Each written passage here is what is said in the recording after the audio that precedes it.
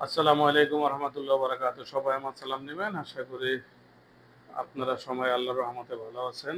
আজকের প্রসঙ্গ হচ্ছে গাছ নিয়ে। গাছ লাগান, পরিবেশ বাঁচান। গাছ লাগান, পরিবেশ বাঁচান। গাছ আমাদের জীবনের জন্য অত্যাবশ্যকীয় একটি জীব। তাই গাছ লাগাতে হবে এবং আমাদের পরিবেশ বাঁচাতে হবে।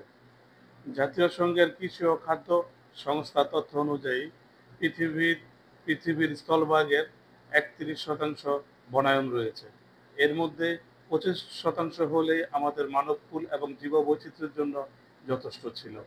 কিন্তু প্রত্যেক বছর আগ্নেয় আগ্নেয়গিরির অগ্নির কারণে এবং আমাদের দৈনন্দিন জীবনে জ্বালানির কারণে অনেক বন নিধন হচ্ছে।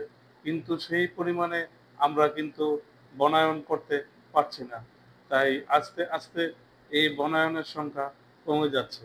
তাই আমাদের এই ৩১% যথেষ্ট নয়। আর বাংলাদেশের দিক থেকে যদি আলোচনা করি, বাংলাদেশের স্থলভাগের প্রায় প্রায় ১৫.৫৮% বনায়ন রয়েছে। এটি কিন্তু আমাদের জন্য যথেষ্ট নয়। আমাদের জন্য যথেষ্ট হচ্ছে যদি স্থলভাগের ২৫% যদি বনায়ন থাকে, তাহলে এটাই ছিল আমাদের জন্য যথেষ্ট।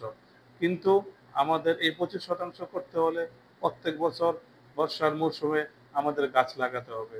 আপনার বাড়ির আঙিনায়, বড় বড় রাস্তার পাশে, ছোট রাস্তার পাশে, খালি জায়গা যে জায়গায় আছে সেই জায়গায় আমাদের গাছ লাগাতে হবে এবং পরিবেশ বাঁচাতে হবে।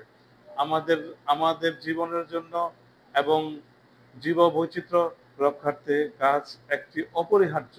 এটার এটার কোনো বিকল্প নাই। তাই বাংলাদেশে যে পরিমাণ গরম এবং তাপমাত্রার অনুভূত হয় প্রত্যেক বছর, এটার মেইন কারণ হচ্ছে এই বনাঞ্চল। এই বনাঞ্চল যদি আমরা বাড়াতে না পারি, আমাদের আগামী প্রজন্মের জন্য এই দুনিয়াতে বেঁচে থাকাই খুব কষ্টকর হবে। ইনশাল্লাহ আপনারা সবাই বুঝতে পেরেছেন। এই ভিডিও থেকে যদি কেউ কোনো উপকৃত হয়ে থাকেন, ভিডিওটি অবশ্যই শেয়ার করবেন এবং আপনার টাইমলাইনে রেখে দিবেন। আজ এবং এই পর্যন্তই।